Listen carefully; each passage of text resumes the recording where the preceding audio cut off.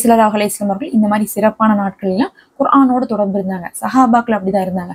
முடிஞ்சா ஒரு ஜுசு ஓதுங்க, இல்ல ஒரு 10 நிமிஷமாவது ஓதுங்க, இல்ல உங்களுக்கு தெரிஞ்ச சூறா ஏதாவது ஒரு 4, 5 இருந்தா அந்த சூறாக்களையாவது ஓதுங்க. அந்த மாதிரி நீங்க ஆரம்பத்திலேயே ஆரம்பிச்சு வச்சிருப்பீங்கல்ல, அதை ஓதுங்க. இல்ல புதுசா ஆரம்பிச்சு இன்னையில இருந்து ஓதுங்க. குர்ஆனோட தொடர்போடு இருங்க.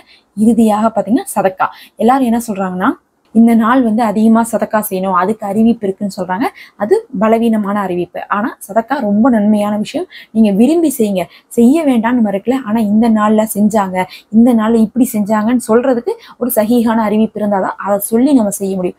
அப்படி நபி ஸல்லல்லாஹு அலைஹி வஸல்லம் அவர்கள் இந்த நாள்ல அதிகமா சதக்கா செஞ்சாங்க அப்படிங்கறதுக்கான அறிவிப்பு இல்லை. ஆனா லைலத்துல் கத்ர் இறுதி 10 நாட்களுக்குலாம் அந்த மாதிரியான அறிவிப்பு சஹீஹாகவே இருந்துச்சு. அதனால இன்னைக்கு சதக்கா கொடுங்க, சாப்பாடாக்கி கொடுங்க, ஒன்றும் பிரச்சனை இல்லை. அந்த நாள்ல கூட பாவத்தை செய்யறதுக்கு நாம தான் வெட்கப்படணும்.